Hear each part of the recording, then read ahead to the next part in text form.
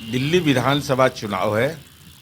अरविंद केजरीवाल जी इस देश के एक ऐसे राजनेता आज़ाद हिंदुस्तान के हुए जिन्होंने जेल से रहकर सरकार चलाई, और साथ ही साथ यह भी महत्वपूर्ण है कि शराब पिला करके समाज निर्माण करते हैं। उत्तराखंड एक राज्य के अधिकार क्षेत्र का मामला है।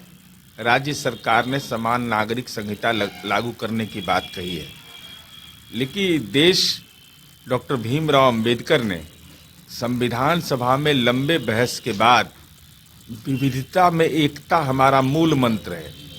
देश की परंपराएं, देश के अंदर में खान पान, रहन सहन, तो समान नागरिक संहिता एक ऐसा महत्वपूर्ण और संवेदनशील मसला है जिसमें तमाम स्टेक होल्डर का विश्वास चाहिए।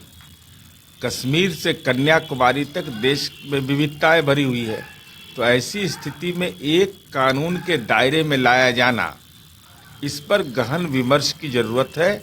और हमारी उम्मीद है कि देश इस संवेदनशील सवाल पर जरूर विमर्श की गुंजाइश को बरकरार रखेगा। अरविंद केजरीवाल ने एक बार फिर ये ऐलान कर दिया है कि जब दिल्ली में दोबारा आम आदमी पार्टी की सरकार आएगी तो मनीष सिसोदिया फिर से उप मुख्यमंत्री बनेंगे। दिल्ली विधानसभा चुनाव है। अरविंद केजरीवाल जी इस देश के एक ऐसे राजनेता आज़ाद हिंदुस्तान के हुए जिन्होंने जेल से रहकर सरकार चलाई, और साथ ही साथ यह भी महत्वपूर्ण है कि शराब पिला करके समाज निर्माण करते हैं। 2 पर 1 फ्री, रेवड़ी की राजनीति शराब से जुड़ गया। तो ऐसी स्थिति में मनीष सिसोदिया को पद देने की बात कहे, जब जनता का जनादेश मिलेगा तब ना। तो मनीष सिसोदिया जी के बारे में यह भी सार्वजनिक कर दें कि आखिर किस मामले में जेल की सलाखों तक पहुंचे थे, उस मुकदमे की अद्यतन स्थिति क्या है।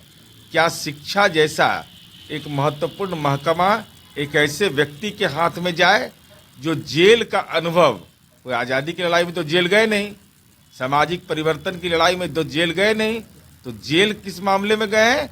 करप्शन के मामले में। तो करप्शन राजनीति का शिष्टाचार बन जाए, ये समझ केजरीवाल जी आपका हो सकता है, जनता की यह समझ नहीं। दिल्ली विधानसभा चुनाव है।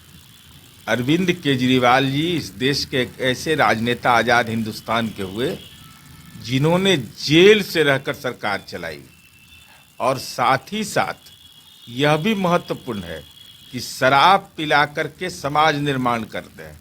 अमर उजाला जीवांजलि के सारथी की मदद लें और महाकुंभ में स्नान जरूर करें।